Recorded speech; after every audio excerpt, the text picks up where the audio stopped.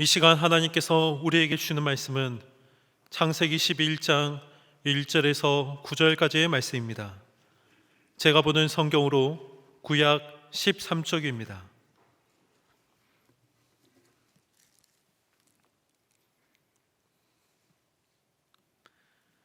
하나님의 말씀을 봉독하겠습니다. 온 땅의 언어가 하나요 말이 하나였더라. 이에 그들이 동방으로 옮기다가 시날 평지를 만나 거기 거류하며 서로 말하되 자 벽돌을 만들어 견고히 굽자 하고 이에 벽돌로 돌을 대신하며 역청으로 진흙을 대신하고 또 말하되 자 성읍과 탑을 건설하여 그 탑 꼭대기를 하늘에 닿게 하여 우리가 이름을 내고 온 지면에 흩어짐을 면하자 하였더니 여호와께서 사람들이 건설하는 그 성읍과 탑을 보려고 내려오셨더라. 여호와께서 이르시되 이 무리가 한 족속이요 언어도 하나이므로 이같이 시작하였으니 이후로는 그 하고자 하는 일을 막을 수 없으리로다. 자 우리가 내려가서 거기서 그들의 언어를 혼잡하게 하여 그들이 서로 알아듣지 못하게 하자 하시고 여호와께서 거기서 그들을 온 지면에 흩으셨으므로 그들이 그 도시를 건설하기를 그쳤더라. 그러므로 그 이름을 바벨이라 하니 이는 여호와께서 거기서 온 땅의 언어를 혼잡하게 하셨음이니라. 여호와께서 거기서 그들을 온 지면에 흩으셨더라. 아멘. 우리나라에서 제일 높은 건물은 롯데월드타워 빌딩입니다. 높이가 555m입니다. 현재 세계에서 가장 높은 건물은 아랍에미레이트 두바이에 있는 부르즈 할리파라는 건물입니다. 높이가 828m입니다. 2009년에 완공이 됐습니다. 중국 상하이에 있는 상하이 타워는 632m인데 상하이 타워가 건축할 당시는 나름대로 세계에서 제일 높은 빌딩을 짓겠다 그런 용을 썼죠. 근데 지금 현재 6위로 밀려났습니다. 중국에는 세계에서 높은 빌딩 10위 안에 여러 개가 중국에 있습니다. 현재 사우디아라비아의 제다에 제다 타워가 건축 중인데 그 건물이 완공이 되면 높이가 1007m입니다. 순위가 또 바뀌어지겠죠. 세계의 높은 빌딩 10위 안에 있는 건물 중에 3개가 우리나라 건설 회사가 건축한 건물입니다. 그러니까 우리나라 토목건설 실력이 세계적인 수준인 거죠. 이렇게 높은 고층 건물을 마천루라고 합니다. 한자 뜻은 하늘에 닿을 듯한 누각 혹은 하늘에 닿는 건물이라는 뜻입니다. 오늘 본문 말씀은 창세기에 기록된 인류 최초의 마천루 건설에 대한 이야기입니다. 바벨탑 건축 이야기죠. 하나님의 창조, 그리고 아담과 하와의 타락, 노아의 홍수, 그리고 바벨탑 사건을 원역사의 4대 사건이라고 말을 합니다. 창세기 1장부터 11장까지가 원역사이죠. 최초의 역사의 기록인데 그 안에 이 4사건이 중요한 4가지의 사건입니다. 선악과를 따먹지 말라고 명령하신 하나님의 말씀을 어기고 하나님처럼 되고 싶어서 선악과를 따먹는 불순종의 죄를 범한 인간은 타락하기 시작했죠. 그래서 그 아담과 하와의 첫 아들인 가인이 하나님의 경고하시는 말씀을 듣지 않고 동생 아벨을 살해했습니다. 그렇게 인간은 점점점 죄를 더 짓고 죄가 땅에 가득하게 되었습니다. 하나님은 하나님 없이 살려고 하는 이 세상의 사람들을 그냥 두실 수가 없었어요. 그래서 홍수 심판으로 다 멸절시키죠. 하나님의 지시대로 방주를 지은 노아와 그의 가족들, 그리고 방주에 탄 각종 동물들만 살아남을 수 있었습니다. 노아 홍수 심판이 있은 지 200년이 지난 후 또다시 인간은 하나님처럼 되고자 하는 악하고 불경스러운 시도를 하게 된 것입니다. 하나님의 홍수 심판 후 구원받은 노아와 그의 가족들은 생육하고 번성하였습니다. 노아의 아들들인 셈, 함, 야벳의 족보가 창세기 10장에 기록이 되어 있습니다. 70개의 민족과 나라들이 기록되어 있습니다. 온 세상이 다양한 족속들로 가득하게 되었음을 말씀하고 있습니다. 노아의 자손들이 아담과 하와에게 하나님이 주신 명령과 축복, 생육하고 번성하라고 하신 그 명령과 축복을 이어받아서 온 세상을 가득 채우게 된 것입니다. 그들이 동쪽으로 옮기다가 시날 평지를 만나 그곳에 자리를 잡았습니다. 그때는 언어가 하나였습니다. 본문 1절, 2절이죠. 온 땅의 언어가 하나요, 말이 하나였더라.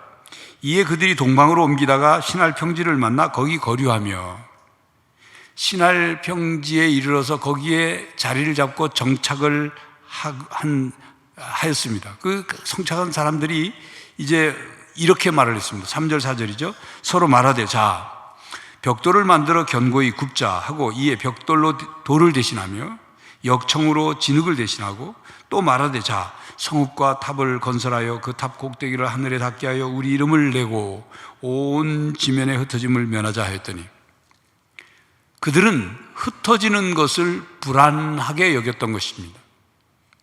뭔가 위험, 그것에 대한 두려움 때문에 우리가 흩어지지 말고 이곳에 한 곳에 모여 살자.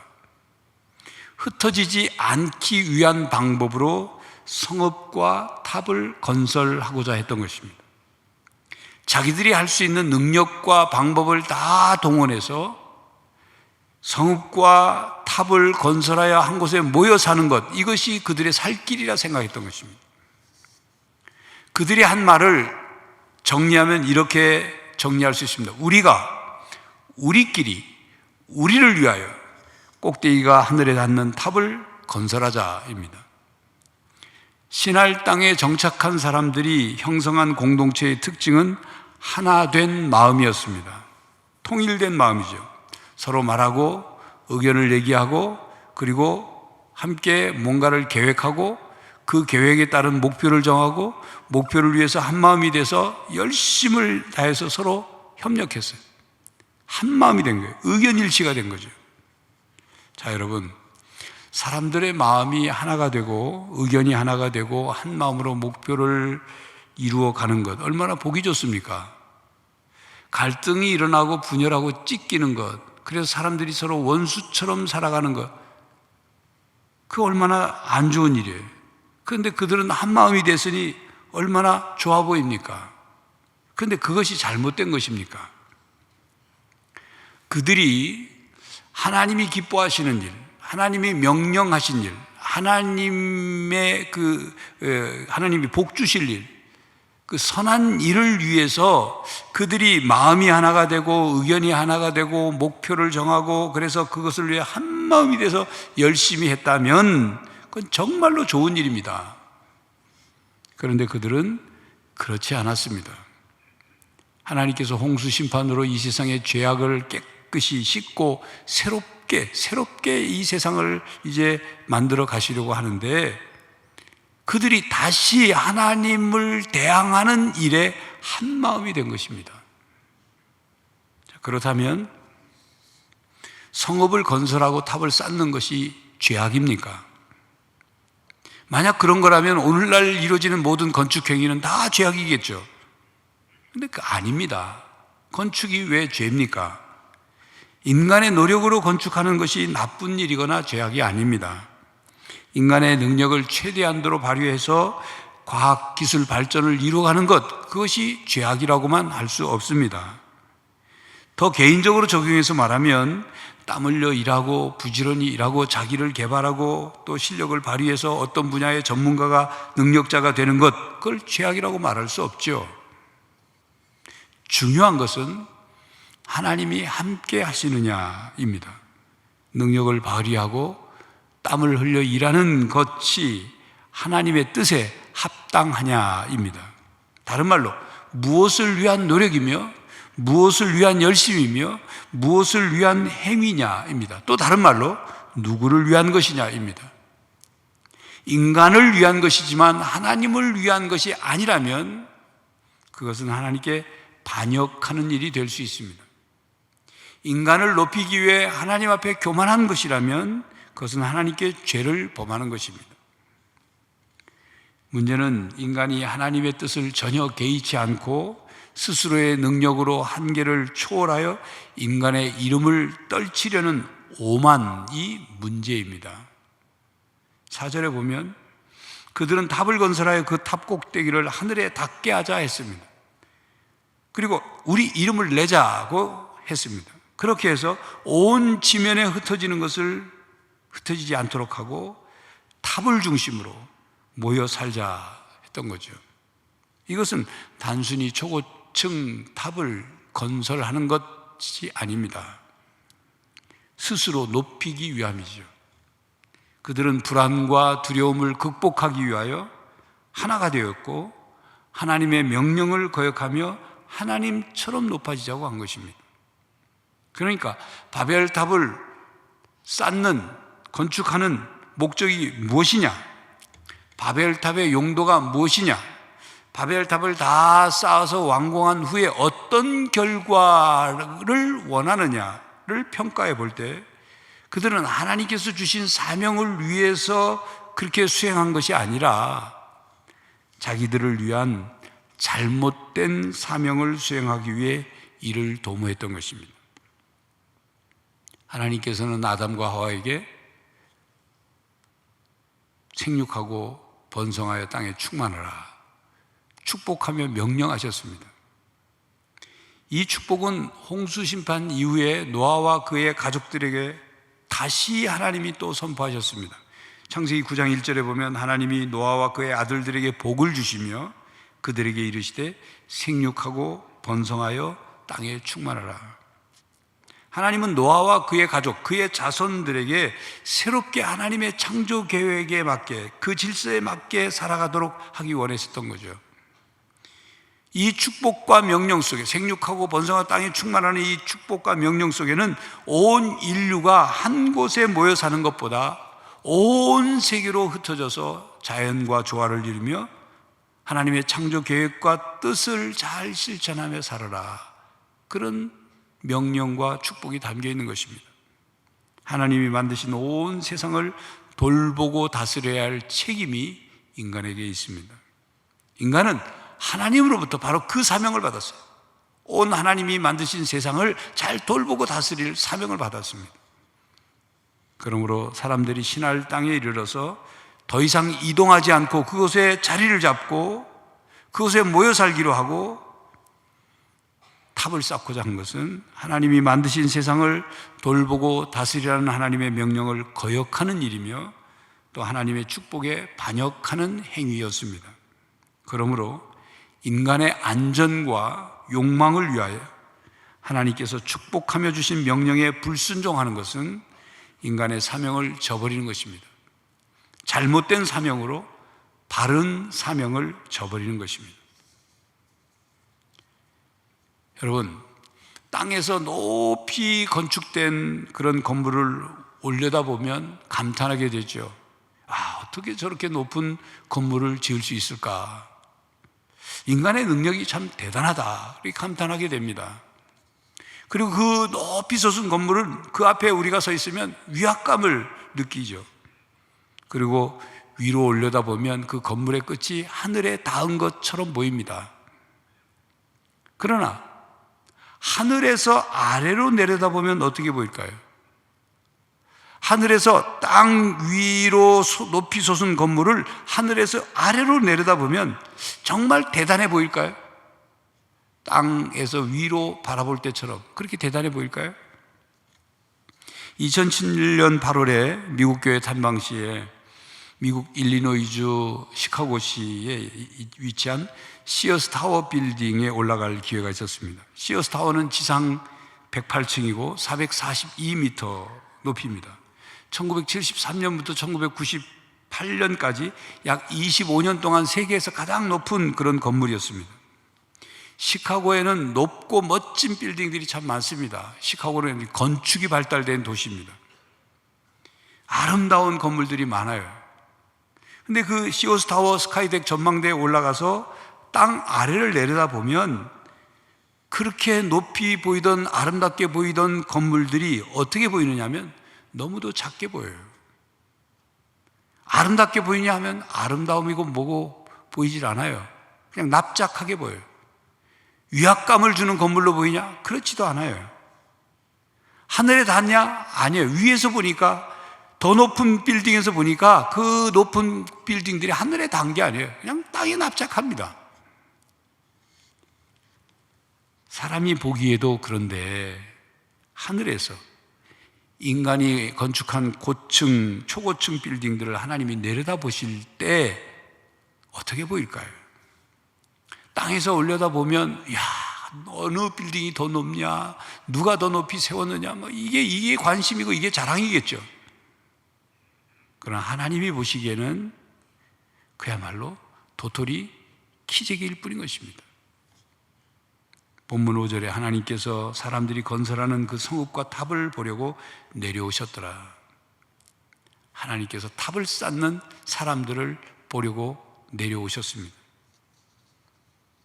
사람들은 뭔가를 쌓는 것, 그건 참 좋아하는 것 같습니다. 그래서 등산을 하다 보면 군데군데 돌로 탑을 쌓아놓고, 또 지나가는 사람들도 자기도 또 조그만 돌을 거기 올려놓고 하는 사람들이 있죠. 더 높이 쌓으려는 갈망이 있나 봅니다. 어떤 사람이 등산을 하다가 너무 큰 볼일로 급해졌어요. 마침 지나간 사람이 없어서 등산길에서 조금 안쪽으로 들어가서 얼른 큰 볼일을 보고는 이제 가려고 하다가 조금 미안했던지 주위에 돌들을 좀 갖다가 그 볼일 본 거에다 다 덮었어요. 그리고 갔어요. 그리고 며칠 뒤에 다시 등산하다 보니까 자기가 볼일 본 데가 어떻게 됐나 봤더니 자기가 쌓아놓은 돌 위에 돌들이 또 올라와 있더라는 거예요. 누군가 탑 쌓으려고 기쳐놓은 줄 알고 또 올려놓더라는 거죠. 그래서 참 그렇다. 그리고 다시 또 며칠 뒤에 갔더니 탑이 더 높아졌어요. 그 심지어는 어떤 사람은 돌을 갖다 올려놓으면서 거기다 대고서 절을 하더래요. 그 탑 아래 뭐가 있어요? 똥이 있는데. 여러분, 행여나 어디 가시다가 탑 있으면 거기다 뭐 그렇게 돌 올려놓고 하지 마세요. 그 안에 뭐가 들었는지 모릅니다. 신할 평지의 사람들도 탑을 쌓으면서 그 일이 좋은 일이고 인간을 위한 일이고 인간을 하나로 모이게 하는 중요한 일이라고 생각했겠죠. 그러나 하나님은 그걸 죄와 반역으로 보셨습니다. 6절입니다. 여호와께서 이르시되 이 무리가 한 족속이요 언어도 하나이므로 이같이 시작하였으니 이후로는 그 하고자 하는 일을 막을 수 없으리로다. 하나님께서는 인간의 죄와 반역을 심각한 상황으로 판단하셨습니다. 그리고 그냥 두고 보실 수가 없었습니다. 그래서 7절에 자 우리가 내려가서 거기서 그들의 언어를 혼잡하게 하여 그들이 서로 알아듣지 못하게 하자 하시고, 사람들은 하늘에 닿는 탑을 쌓고자 했지만 하늘에 계신 하나님은 오히려 내려오셔서 탑을 세우려고 한 사람들의 계획과 목표를 중지시켰습니다. 흐트러 버리신 거예요. 사람들은 자기들의 계획, 자기들의 목표가 이루어지기를 그렇게 원했겠죠. 열심을 다했겠죠. 그러나 하나님은 열심히 탑을 쌓는 그들을 보고 너희들은 죄다, 죄를 짓는 것이다. 나에 대해서 반역하는 것이다. 결국 그 노력은 최악의 교만에 불과했던 것입니다. 여러분, 잠언 19장 21절에 이런 말씀이 있습니다. 사람의 마음에는 많은 계획이 있어도 오직 여호와의 뜻만이 완전히 서리라. 사람들이 우리가 뭐 좋은 생각인 것처럼 생각해서 많은 계획을 세우고 그것이 인간을 위한 일이고 그것이 발전하는 일이고 뭐를 위한 거리고 다 계획을 세우지만 그것이 하나님의 뜻에 합당하지 않으면 다 소용없는 일이다 그 말이에요. 명분은, 계획은, 목표는 그럴듯해서 뭔가를 쌓고 뭔가를 높이려고 하고 막 하겠지만 하나님의 뜻에 어긋난 것은 그것은 죄요 악행이 되는 겁니다. 그 결과가 불행과 비극이 되는 거예요. 하나님께서는 사람의 언어를 혼동하게 하심으로 그들이 쌓으려던 모든 행위가 흐트러져 버리게 되었습니다. 더 이상 도모할 수 없게 되었어요. 그래서 온 세상으로 서로 소통이 안 되니까 서로 뿔뿔이 흩어지게 됐어요. 8절입니다. 여호와께서 거기서 그들을 온 지면에 흩으셨으므로 그들이 그 도시를 건설하기에 그쳤더라. 9절에 그러므로 그 이름을 바벨이라 하니 이는 여호와께서 거기서 온 땅의 언어를 혼잡하게 하셨습니다. 여호와께서 거기서 그들을 온 지면에 흩으셨더라. 흩으셨다는 말씀이 반복해서 나오죠. 그들이 건축하려 했던 것을 바벨이라고 이름을 붙였습니다. 바벨탑이라고 우리가 알고 있죠. 이 바벨이라는 말은 혼잡하다, 혼동하다에서 유래한 단어로 뜻은 혼란입니다. 그러니까 바벨탑 그러면 혼란탑이라는 소리예요. 혼란탑. 인류의 분산과 언어의 혼란은 인류의 죄에 대한 하나님의 처벌인 동시에 인류에 대한 보호 조치였습니다. 하고자 하는 일을 막을 수 없는 이 인간을 그냥 놔둬서는 안 된다. 못할 것이 없는 뭔가 노력하는 인간을 방치해 둔다면 인간이 잘못된 단결을 이루어서 잘못된 하나가 되어서 더 멸망하는 길로 갈 수 있기 때문에 그것을 멈추게 한 것입니다. 인간은 탑을 쌓으면서 스스로 얼마나 대단했겠어요. 점점 높아진다. 얼마나 기대에 부풀었겠습니까? 탑이 올라갈 때마다 얼마나 성취감이 있었겠어요. 그러나 바벨탑 사건은 하나님께서 복을 주셔서 그렇게 많은 사람들이 생겨났는데 그들이 합작하여 한마음이 돼서 저지른 죄였습니다. 죄의 질을 생각하면 바벨탑 사건이 결코 에덴 동산 사건보다 낫지 않습니다. 오히려 인간은 바벨탑 사건을 통해서 에덴 동산에서보다 더 크고 심각한 죄를 범하게 되었습니다. 에덴 동산은 인간이 하나님처럼 되고자 하는 욕심 때문에 죄를 지었죠. 바벨탑을 쌓은 사건은 하나님의 고유 영역을 넘보는 침해하는 반역죄를 진 겁니다. 에덴 동산에서의 불순종의 죄보다 더 심각한 반역의 죄를 범한 것입니다. 여러분, 오늘 설교 제목이 주보에 보시면 잘사감이라고 되어 있죠. 잘사감이라는 말을 들어보셨습니까? 근자감이라는 말은 들어보셨죠? 근거 없는 자신감의 줄임말. 잘사감이라는 말은 못 들어보셨을 거예요. 왜냐하면 이번 주에 제가 만든 말입니다. 잘못된 사명감의 줄임말이에요. 잘못된 사명감. 오늘 본문 내용을 정리하면 바벨탑을 쌓으려 했던 사람들은 잘못된 사명감으로 탑을 쌓으려 했습니다. 탑을 쌓고 탑을 중심으로 흩어지지 말고 모여 살자. 이렇게 하는 것이 우리 시대의 사명이라 생각했다. 자기들의 시대에 이 일을 꼭 해야만 했다. 그런 사명과 사명감으로 그 일을 했던 것입니다. 여러분, 사명을 갖는다는 것, 그건 좋은 일입니다. 사명감이 없다면 삶의 분명한 목적도 목표도 없이 살아갈 수 있기 때문이죠. 사명감은 삶의 문제와 장애물을 극복하게 하는 힘이 되게 돼요. 그 어떤 목표를 이루는데 방해하거나 위기가 찾아왔을 때 그것을 이겨내게 하는 힘이 바로 사명감이에요. 그런데 그것이 올바른 사명감일 때 그런 것입니다. 그러나 잘못된 사명감은 다른 사람들에게 피해를 줘요. 고통을 줍니다. 심지어는 다른 사람들의 생명을 위협해요. 독일의 히틀러가 그랬습니다. 히틀러는 잘못된 사명감으로 독일을 혼란에서 구해내겠다고 제2차 세계대전을 일으켰어요. 그래서 세계의 수많은 젊은이들이 죽었어요. 다쳤어요. 또한 게르만 민족의 우수성을 전쟁을 통해서 드러내겠다고 반유대인 정책으로 600만 명의 유대인들을 학살했어요.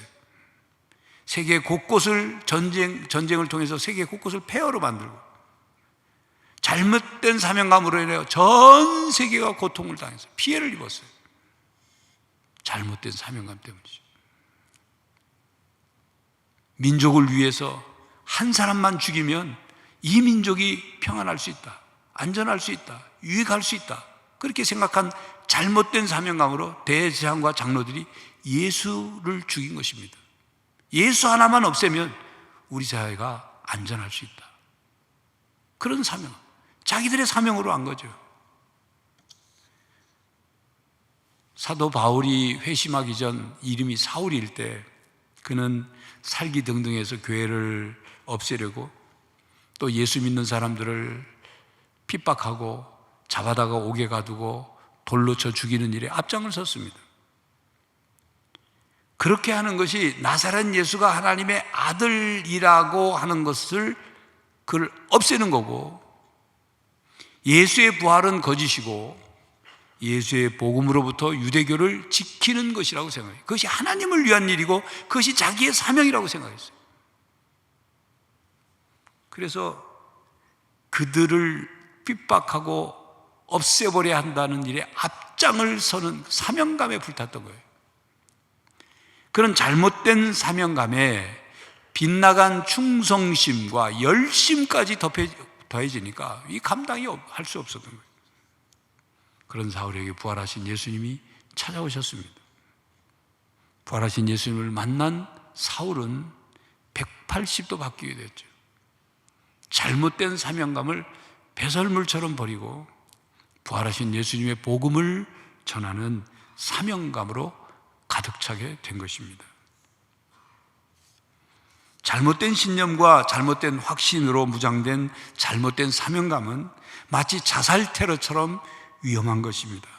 근거 없는 사명감, 하나님의 명령에 근거하지 않은 사명감은 하나님의 뜻을 거역할 수 있습니다. 그러므로 분명하고 명확한 사명감, 올바른 사명감, 근거가 바른 사명감이 있어야 합니다. 여러분, 열심히 산다고 사명감 있는 삶이 아닙니다. 똑똑하다고 해서 사명감이 있다고 할 수 없습니다. 세상적으로 성공했다고 사명감이 있는 것이 아닙니다. 올바른 사명감, 근거가 바른 사명감을 가지고 살아야 그것이 진정한 성공이며 하나님께 인정받는 열심인 것입니다. 사명과 야망을 혼돈하지 마십시오.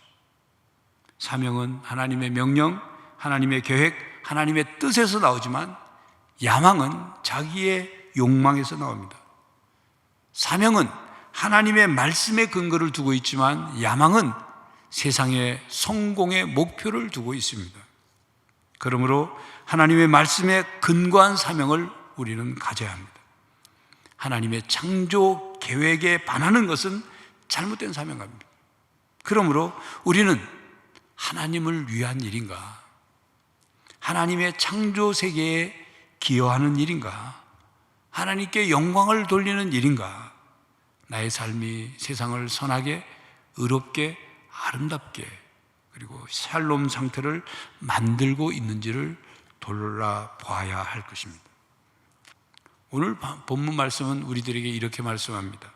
하나님의 말씀, 즉 하나님의 명령과 축복, 그리고 하나님의 뜻에 관계없는, 뜻과 관계없는 인간 스스로의 모든 노력은 잘못된 것이라는 것. 하나님의 창조 목적과 질서에 합당하지 않은 인간의 모든 업적과 과학기술 발전과 문명의 발달은 하나님께서 인정하지 않으신다는 것. 그뿐만 아니라 그것은 하나님 앞에 반역하는 것이며 교만한 죄라고 말씀하고 있습니다.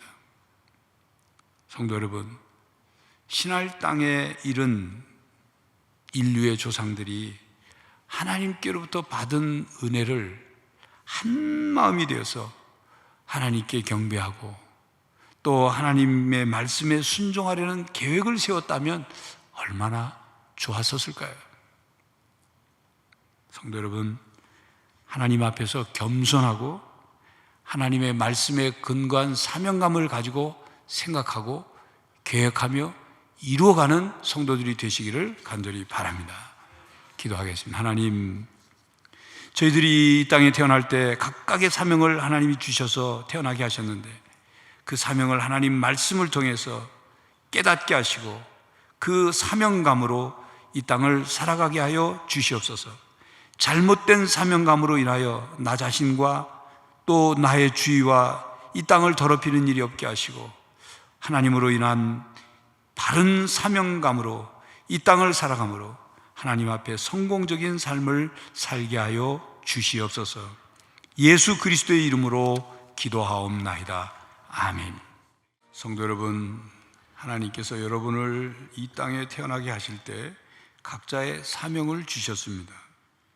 잘못된 사명감으로 하나님을 거역하지 마시고 하나님의 말씀과 뜻에 근거한 사명감으로 이 땅을 살아가는 성도가 되시기를 간절히 바랍니다. 지금은 우리 주 예수 그리스도의 은혜와 하나님 아버지의 사랑과 성령 하나님의 교통하심이 하나님 말씀에 의지하여 사명을 깨닫고 그 사명감으로 이 땅을 살아가기로 다짐하는 모든 성도들과 가정과 삶의 현장 위에 이제로부터 영원히 함께 하시기를 간절히 축원하옵나이다. 아멘.